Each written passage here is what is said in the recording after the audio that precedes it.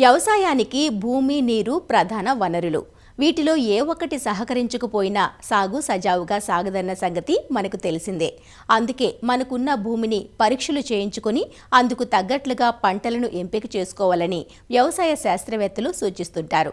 మనం సాగుకు ఎంచుకునే పంటల నుంచి నాణ్యమైన అధిక దిగుబడులు పొందాలంటే భూసార పరీక్షలతో పాటు మనకున్న సాగునీటిని పరీక్ష చేయించుకోవాలి. ఎందుకంటే నానాటికి నీటి లభ్యత తగ్గిపోవడంతో బోర్లు, బావుల ద్వారా పాతాళంలోని నీటిని పైకి తోడేస్తున్నాం. అలాంటి నీటిలో లవణాలు ఎక్కువగా ఉంటున్నాయి. నీటిలో ఉదజని సూచిక, లవణాల శాతం, విద్యుత్ చాలకత సాగుకు అనుకూలంగా లేకపోతే అది భూమి స్వభావాన్నే మార్చేస్తుంది. ఫలితంగా పంట దిగుబడులపై ప్రభావం పడుతుంది.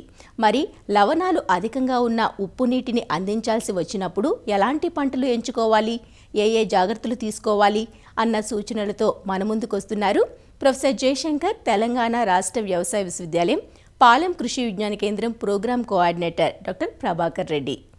పంటలకు భూమితో పాటు నీరు కూడా చాలా ప్రధానమైనది. అయితే లవణాలు అధికంగా కలిగిన నీటితో పంటలు పండించడం ద్వారా చాలా వరకు కూడా దిగుబడి తగ్గిపోయే అవకాశం ఉంటుంది.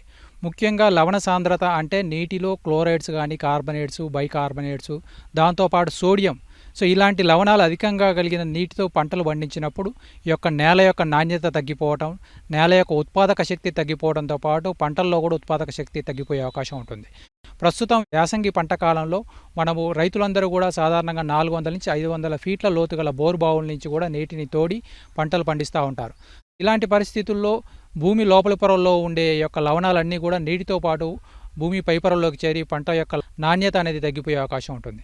ఈ యొక్క నీటిలో క్లోరైడ్స్, సల్ఫేట్స్ అనే లవణాలు అధికంగా ఉండటం వల్ల పోషకాలు అనేది లభ్యత అనేది తగ్గిపోవటం, నేలలో ఈ యొక్క లవణాలు అనేది అధికంగా ఉండటం వల్ల నేల యొక్క చౌడు బారిపోవటం, దీనివల్ల కూడా తర్వాత పండించే పంటలపైన ప్రభావం అధికంగా ఉంటుంది.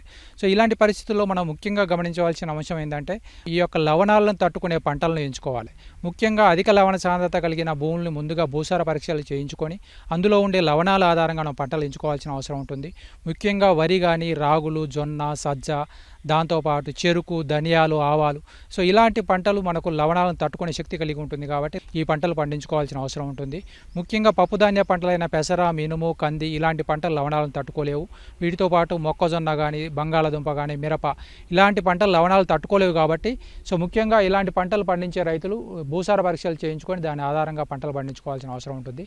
చౌడును తట్టుకునే రకాలను కూడా ఎంచుకోవాల్సిన అవసరం ఉంటుంది. లవణాలు అధికంగా ఉన్నప్పుడు యాసంగి పంటలు పండించుకోకపోవడమే మంచిది. ఆరుతడి పంటలు మనం ఈ యొక్క లవణాలు అధికంగా కలిగిన నీటితో పండించుకోవాలనుకున్నప్పుడు ముఖ్యంగా బోజలు, కాలువలు చేసుకొని ఈ యొక్క బోజలకు వాలుగా ఉండే ప్రదేశంలో మనం ఈ యొక్క విత్తనాలు విత్తుకోవడం ద్వారా కొంతవరకు ఈ యొక్క లవణాల హానిని అనేది తప్పించుకునే అవకాశం ఉంటుంది. ముఖ్యంగా తరచుగా అంతరకృషి చేసుకోవటం మరియు దాంతోపాటు ఈ యొక్క వరిగడ్డిని తోటి మల్చింగ్ చేసుకోవటం, ఇలాంటి పద్ధతుల ద్వారా మన యొక్క లవణాల యొక్క హాని అనేది మనం తప్పించుకునే అవకాశం ఉంటుంది. దాంతోపాటు సాగునీటిలో లవణాలు అధికంగా ఉండే నీటితో మనం సాగు చేసినప్పుడు ఈ యొక్క మొలక శాతం అనేది తగ్గిపోయే అవకాశం ఉంటుంది కాబట్టి ఒక 25% విత్తన మోతాదు అనేది అధికంగా తీసుకోవాల్సిన అవసరం ఉంటుంది. దాంతోపాటు వరి పంటలను కూడా మనం ఈ యొక్క లవణాలు అధికంగా ఉండే నీటితో మనం సాగు చేసుకోవాలనుకున్నప్పుడు ఈ యొక్క నాటుకునేటప్పుడు మనం ఈ యొక్క మొక్కలను దగ్గరగా నాటుకోవటం, ముదురునారు నాటుకోవటం, ఇలాంటి పద్ధతులు చేసుకోవడం ద్వారా మన యొక్క కొంతవరకు ఈ లవణాల హాని అనేది మనం తప్పించుకునే అవకాశం ఉంటుంది.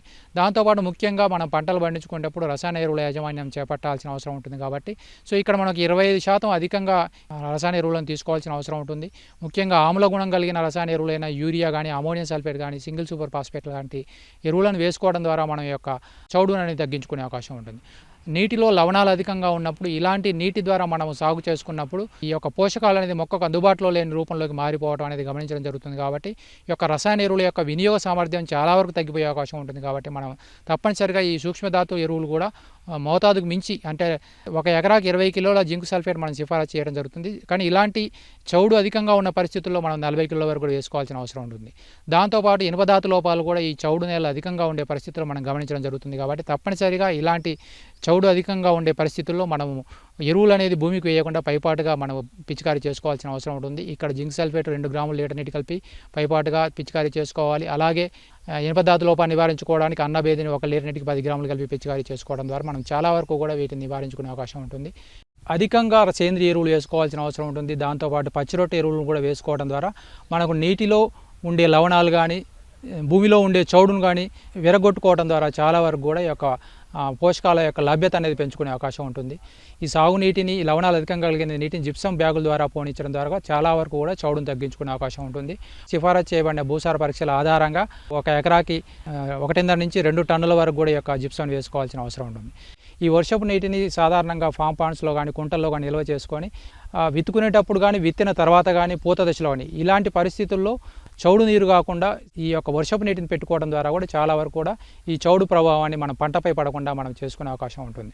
సో ఇలాంటి కొన్ని యాజమాన్య పద్ధతులు పాటించడం, సేంద్రియులు అధికంగా వేయడం, జిప్సం వేసుకొని మన యొక్క చౌడు మోతాదును తగ్గించుకోవడం ద్వారా చాలా వరకు కూడా ఈ యొక్క సాగునీటిలోని నాణ్యతను పెంపొందించడమే కాకుండా ఈ చౌడు భూములు కూడా చాలా వరకు కూడా రిక్లమేషన్ చేసుకునే అవకాశం